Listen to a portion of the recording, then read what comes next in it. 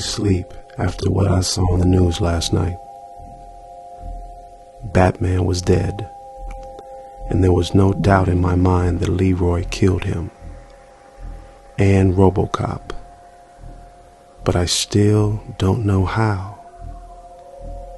And what should I do about it, if anything? Leroy is more than a friend. He's family. We've known each other since we were little. We've spent holidays, birthdays, good and bad times together, and always had each other's back. But something had changed in him. I couldn't lie to myself that it didn't feel like he wasn't human anymore when he looked at me with that emotionless, soulless gaze. It was like I was looking at someone or something different, especially the more I thought about his cryptic, haunting words. We are creatures. We crawl, we climb, and we consume. Our world seemed to be getting flipped upside down, and the sad thing was, I knew other than James, there was nobody we could really talk to about it. Life on the South Side is hard, and our parents were struggling and way too busy with life to hear about our make-believe stories of how we thought our close friend, little Leroy Washington, was secretly killing cops. As I stepped outside the next morning, James was already waiting for me. Scared, he rushed up. "Ricky, did you hear about?" "Yeah, I heard about Batman," I said. "I'm scared, Ricky. I really think Leroy is possessed or something. We saw him get into that car. We both saw him. Leroy killed RoboCop, and now he just killed Batman," James said, with this deep fear in his swollen eyes as he stood trembling, which made me feel even more worried than I already was. But something inside me didn't know whether to feel sadness or relief. These men, both RoboCop and Batman, had beaten and pretty much tortured us and everyone else in the projects. And now they couldn't do that anymore. Was this really a bad thing? I thought as I turned to James. RoboCop and Batman were horrible assholes. They beat the shit out of people, including Leroy. Is it really that bad that they're gone? Conflicted, James turned to me and said, "Yeah, Ricky, they were horrible to us and everybody. But killing them doesn't make it right." Before I could digest those words, James firmly stepped closer. "We are not killers. We're better than that. And we need to do something before Leroy kills Robin." James' words rocked me to my core. And as conflicted as I was, he was right. We're not killers. But the real question was how to stop Leroy from killing Robin. We went walking through the hood to gather our thoughts. And as we passed by the Wade's row house, we came up on this huge homemade cross with the names Elbow and Jake written on it.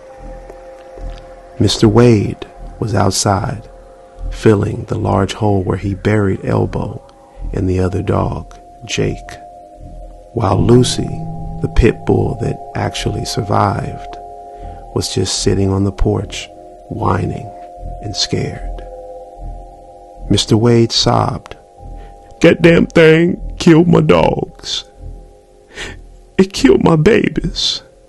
Killed my babies." As we got closer, He wiped his face and nodded, then turned back to Lucy on the porch. "That's okay. We're gonna kill that son bitch. Ain't that right, Lucy?" Still nervous and scared, Lucy just whined as she sat trembling. Lucy had obviously seen what killed Elbow and Jake, and as she looked at James and I, it was like she wanted to share that traumatic experience. But even if we could understand her, did we really want to hear her frightening story of how she survived whatever slaughtered the rest of her family? We kept walking, trying to think about what our next steps would be.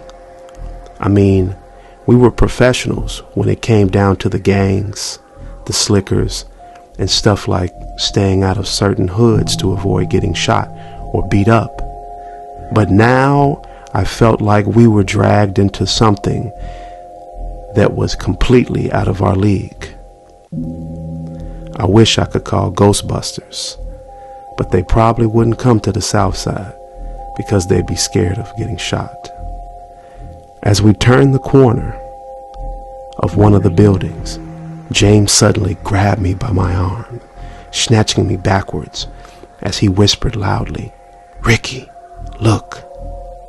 We both stood, scared, as we peeked back around the corner of the building and saw Leroy off in the distance, standing by himself in the baseball field, surrounded by the large flock of crows that had been floating around the area. Crows, as I now know, are extremely intelligent, and they almost live like wolves or any pack animals. It was like they were trying to surround Leroy, trying to control him, staying away from him as far as they could. James whispered to me, "What the fuck is he doing, Ricky? It's like the birds are scared of him." And that's when our eyes glanced down at Leroy's feet. "Holy shit, Ricky, look." And we both saw several dead crows laying on the ground at Leroy's feet while he held one in his hand. More frightened than before, James turned to me. "Ricky, I'm sorry, and I know you probably don't want to do this, but you should go see creepy old Miss Hilda." "And why should I do that, James?" I said, already knowing what his response would be. "Everyone knows she's a witch, and witches know about weird stuff like this. And you used to take out her trash.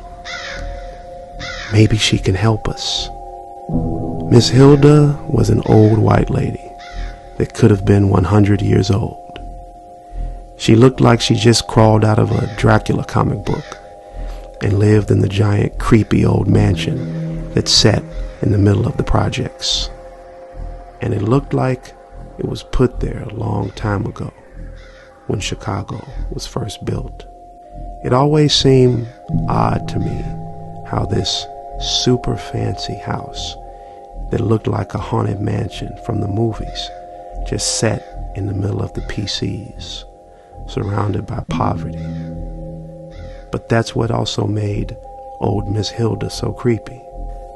The only reason any of us ever knew she lived there was because we were playing softball one day and the ball flew over her gate, and I had to be the one to go get it because everyone else was so scared. I jumped the gate, grabbed the ball, and as I started to climb back over the fence, I heard, "Would you like to make a few dollars?" As I turned, I saw this tiny old white woman, dressed in black, with long, silky black hair, wearing a red scarf around her neck, and holding a long walking stick that made her look like a wizard. Shocked, I stood frozen. I was scared she was going to turn me into a frog. But she just smiled. Her old lips mumbled again. "So, would you?" Would I... What, ma'am? I said. Like to make a few dollars taking out my trash, she replied. Yeah, I guess so. Well, that's great, because it's too heavy for me. Okay, well, let me show you where it is, she said, turning as I followed her little body through the tall grass of the house with its weeds and extremely long ivy on the side of the building that looked like gigantic snakes, butterflies, bugs, and other critters. Every time I stepped inside that house, all I ever remembered seeing was the same long dark hallway with a light at the very end. I could never see anything else but that long hallway that led to the kitchen where the trash was waiting. Old Miss Hilda just pointed. There it is, down there. Just grab it and drop it at the curb, she said. Do that for me every Friday and I'll pay you $3. Do we have a deal? Okay, I replied, still scared, not knowing if I would leave her home or end up stuffed in the oven or snatched in the closet by some creature she kept as a pet that was hiding inside. Good. What's your name? Ricky. Ricky Lacey, I said. Ricky? My brother's name was Ricky, she said, with that crooked smile that bent up her old puffy cheek. I did that for almost 2 years, until one day, out of the blue, she told me she didn't need me anymore, but I was always welcome to come back and visit. But right before I left, she gave me a present, something she wanted me to have, a little good luck charm, which you can always use on the south side. It was a crystal on a leather necklace. I was shocked when she pulled it out. I mean, I thought it was a diamond at first, and that someone would kill me for it. I mean, what kid walks around in the projects with a crystal around his neck? But she told me it was just a stone, and she had saved it for a special person, and she wanted me to have it. And as she placed it around my neck, I remember how special I felt. Almost like a prince that was receiving jewels on his throne.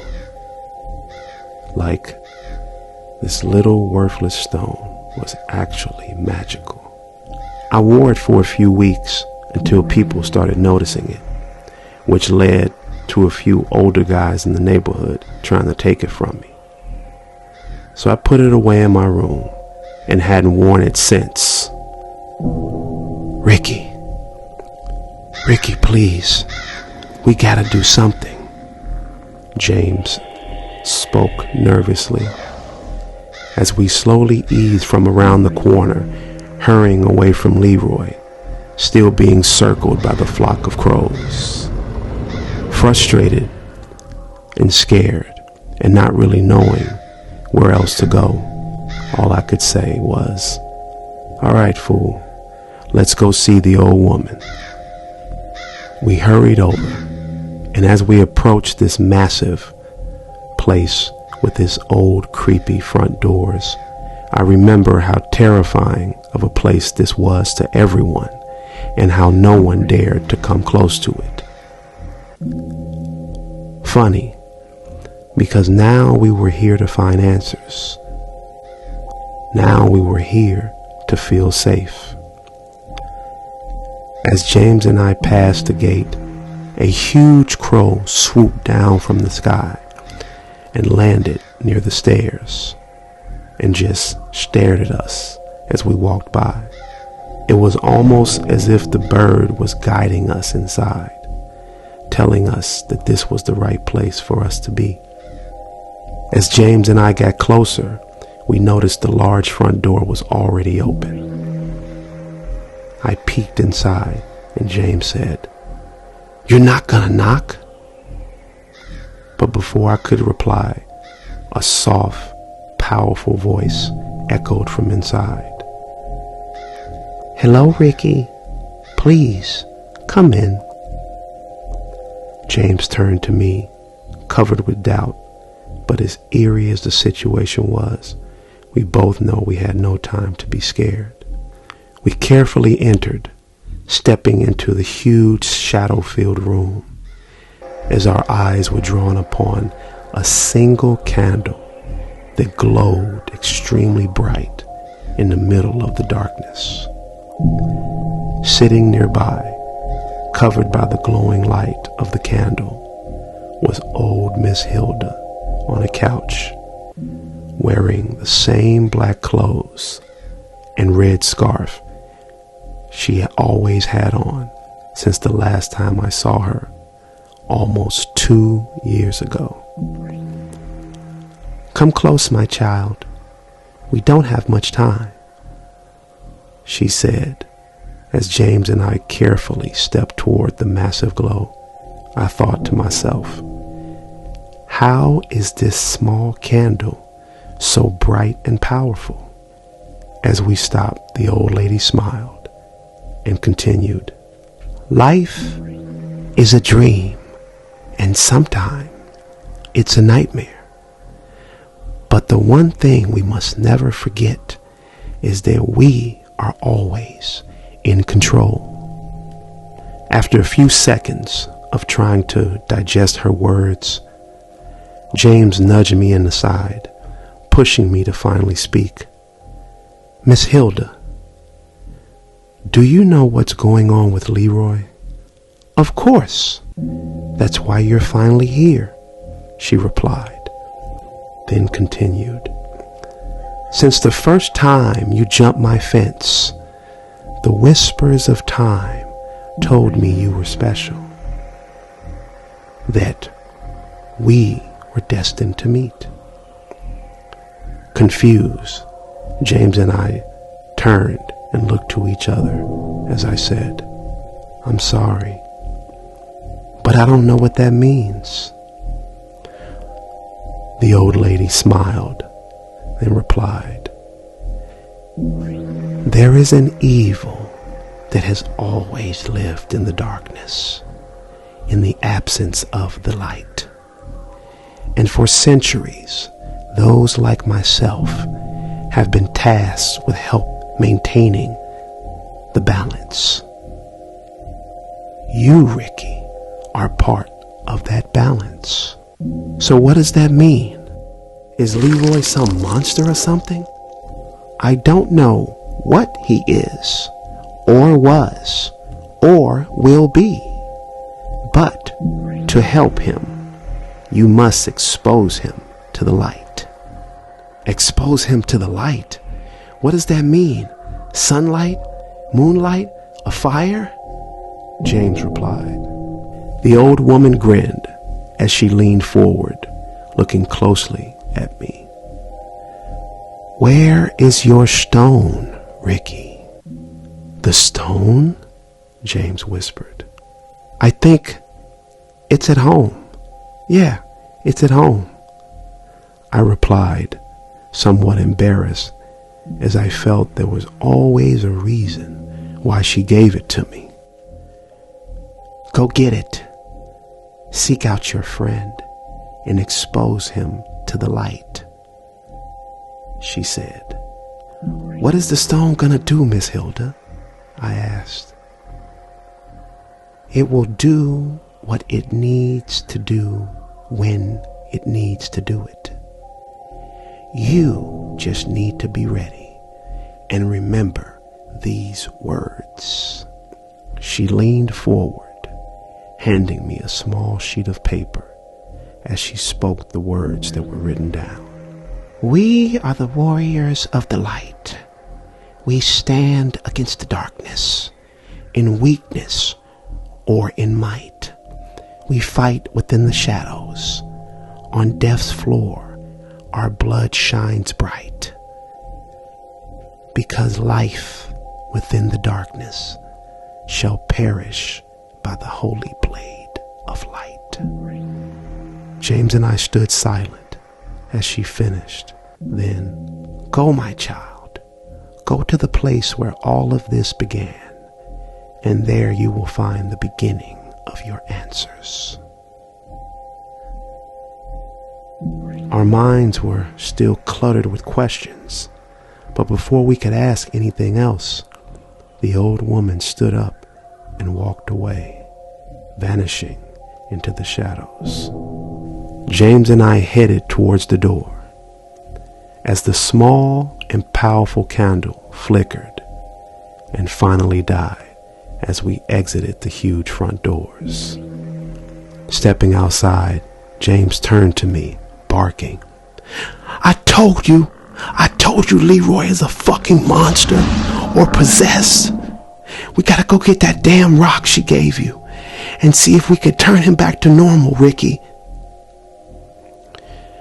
We hurried back to my apartment, quickly looking through all of my drawers, searching through clothes, comic books, baseball cards, old toys, and books, until finally we found it, the crystal. Holding this fancy rock in my hand felt differently now than before. And with my mind racing, I finally knew it was more than just a good luck charm. It was possibly the cure to save our friend's life. How do you think it works? James asked. I don't know. Maybe I have to touch him with it? I replied, unsure but confident that this needed to be done. Suddenly a sorrow covered James as he turned to me. Ricky, what if the stone kills Leroy? I paused, not really knowing what to say. All I could do was drop my head and gesture for James to follow me outside, because we were already way down the rabbit hole, and there was no turning back now. As we stepped outside the building, we found something that shocked both of us. An emotionally crazed Robin, all by himself, hysterically crying and waving his gun in the air, threatening people in the neighborhood. He screamed out, "You motherfuckers think I'm scared? Huh? You think I'm scared of what happened to Batman? What you piece of shits did to Robo? I'm gonna keep pressing my foot on your throats until you tell me what I need to know." In our neighborhood that normally vibrated with sound was silent, as nobody responded, which enraged Robin even more as he yelled, "You motherfuckers don't want to talk, huh? Ain't nobody got nothing to say? Okay, wait until I come back. You'll talk. Wait until I come back." But before the echoes of Robin's screams could die, a large rock came from nowhere, smashing his car window. We all turned and saw Leroy standing with that eerie smile on his face at the doorway that led to the area below the building. Enraged, Robin yelled, "Did you throw that rock at me?" Leroy, with no reply, just stood quietly with that creepy smile on his face. James and I looked to each other, knowing what Leroy was trying to do. He was luring Robin down below, and as much as we wanted to stop him, we also wanting to stay quiet. "Did you hear what the fuck I said? Did you throw that rock at me?" Robin repeated, but Leroy stood silent. "Bring your ass over here, little nigga, right now," Robin barked, waving his gun at Leroy, who started sliding backwards, fading into the darkness. James nudged me. Ricky, what are we gonna do?" But I was frozen, just watching everything go down. "Come here!" Robin screamed, approaching Leroy, who slid further and further away, which made Robin rush forward. "I said, come here!" Swiftly, Leroy vanished into the hallway as Robin chased after him, dashing into the dark stairwell. James and I stood, nervous and frightened to our core. We looked at one another, knowing we had no choice other than to follow them into the bowels of the building below, in an attempt to not only save our friend's life, but also try to stop him from taking another.